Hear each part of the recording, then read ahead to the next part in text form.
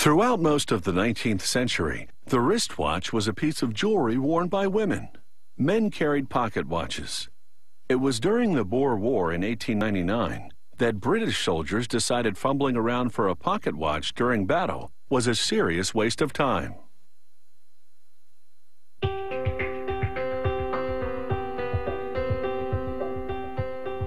The tools of the trade haven't changed much since pocket watches ruled the day.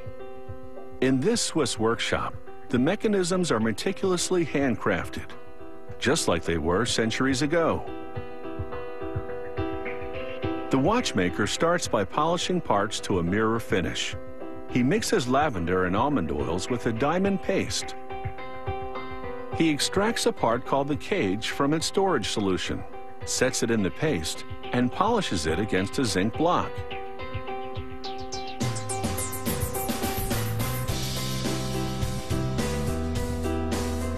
He brushes the dust off the cage with a soft piece of wood. Another watchmaker polishes its edges, removing tiny bits of material so other parts can fit to it. The technician attaches gears to the cage. These gears are the balance and escape wheels. He fixes the gears on tiny rubies because they don't wear down easily. The second half of the cage completes this mechanism called the tourbillon. Invented in 1789, these rotating gears in a cage counteract the effect of gravity on timekeeping for more accurate results.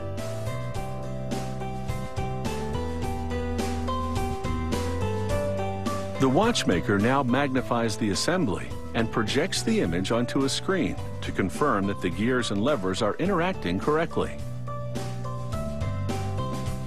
Next, he secures a wound-up spring in a barrel. This is the main spring that powers the gears of the watch. He dips a pin in some grease and uses it to lubricate the spring. Then he caps the mainspring with a cover and tamps it down with a special tool. He carefully positions the barrel in its slot on the main plate.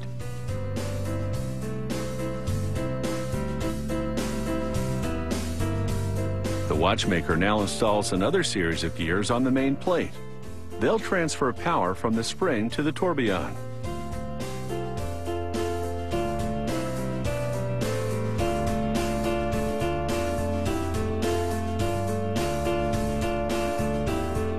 He attaches the bridge to the gears to act as a pivot as they turn.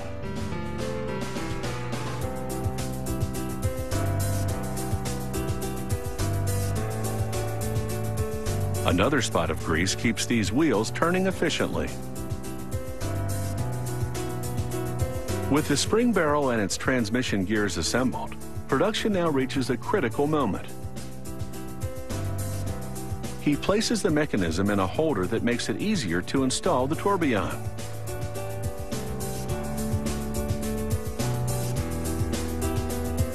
It's a tricky job.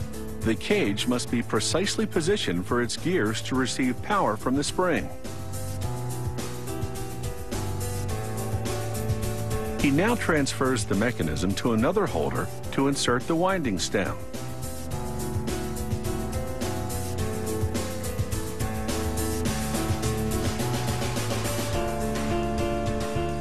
Next, he engraves a circular pattern onto a bridge plate. This high-end finish is called perlage.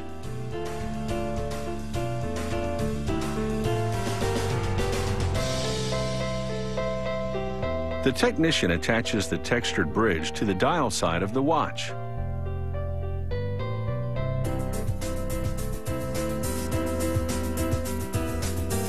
He assembles more gears and a numbered wheel to the bridge.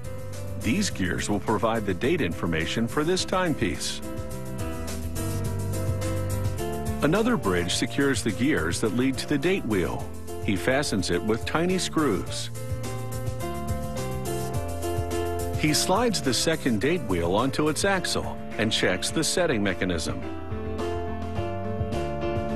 We'll have the up-to-the-minute details as this watch gets a beautiful face.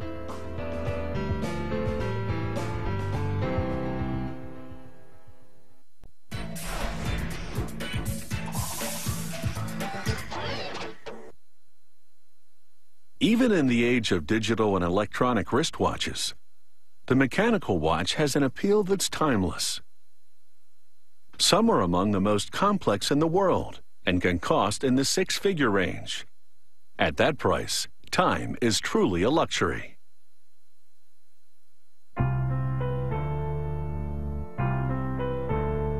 In a factory nestled in the scenic Swiss countryside, a highly skilled team has assembled the inner workings of a luxurious tourbillon wristwatch. Now, a watchmaker fits the handcrafted face onto the mechanisms. Using a special tool, he presses the hands onto an axle at the center of the watch. This enables him to set the time and date.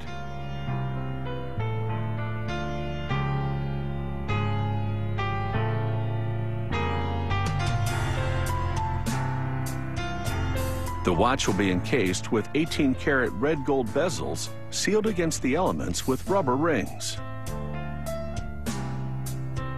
He now fastens the middle casing to the mechanism, then completes the installation of the winding stem and crown.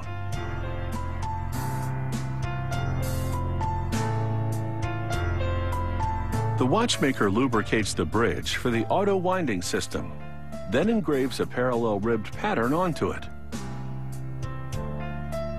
This adds visual interest to the bridge, making this luxury watch look good inside and out.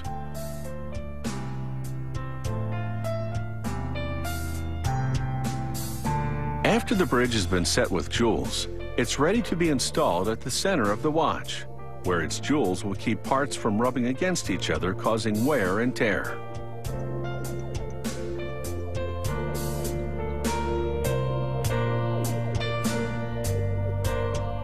An artist now engraves the rotor that's to be attached to the bridge. It's this part that will automatically wind the watch. It's a signature piece that can reflect the customer's individual taste.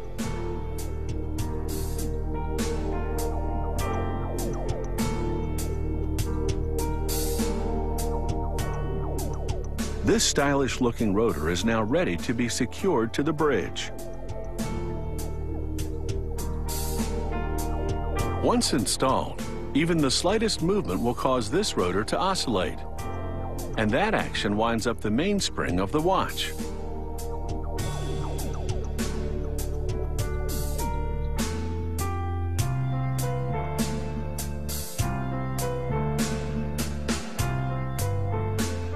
The watchmaker now shields this timepiece with a glass dome and then vacuums dust from the next gold bezel.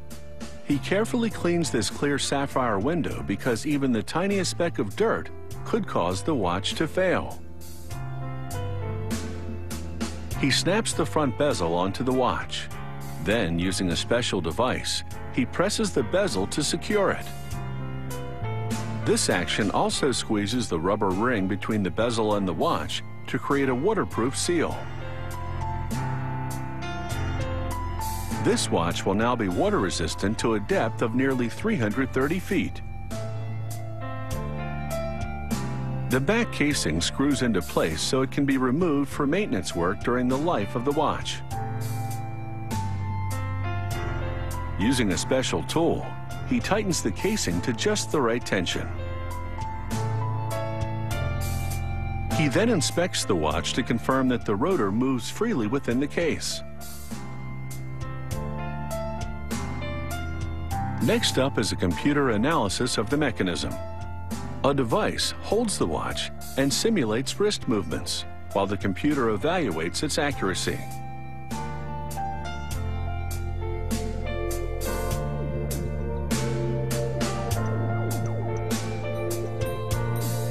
That's the sound of a minute repeater, which is a feature on some models. When triggered, it chimes the time. And now this watch takes the plunge into a container of water. If bubbles appear, it would signify a leak, but there are none, so this watch is waterproof. This incredible watch will set you back $150,000, but it will be an heirloom piece that stands the test of time.